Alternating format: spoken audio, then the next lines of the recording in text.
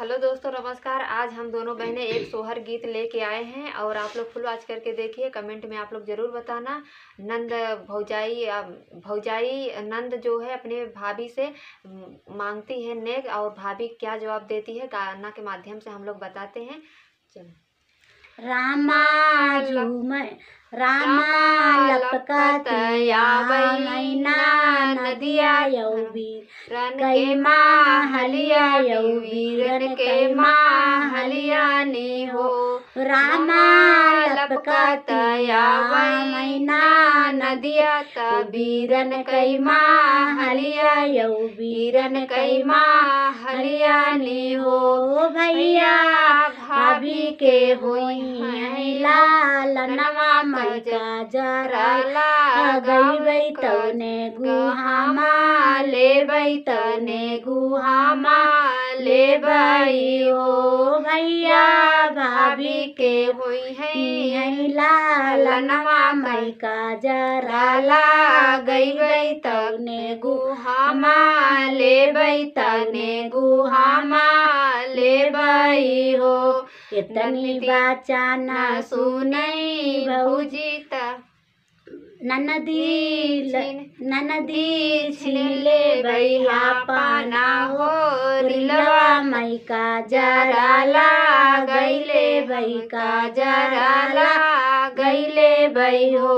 ननदी छीन ले भैया पाना हो। रिलवा मैका जरा गईले भैया जरा गईले भई हो।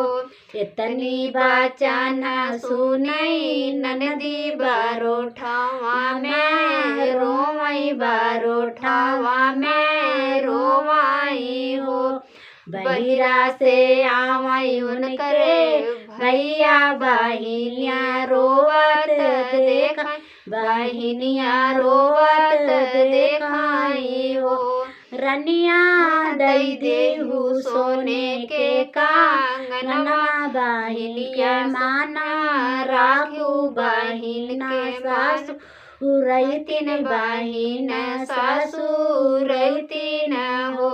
रनिया दई देहु सोने के कांगनवा बहिन के माना राखू बहिन सासु रैतिन बहिन सासु रैतिन हो।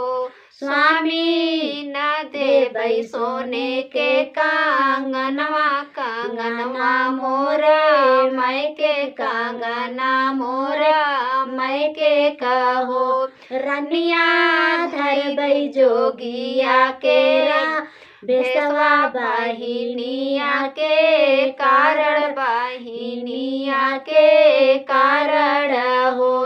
रनिया धरबै जोगिया केरा बेसवा बहिनिया के कारण बहिनिया के कारण हो।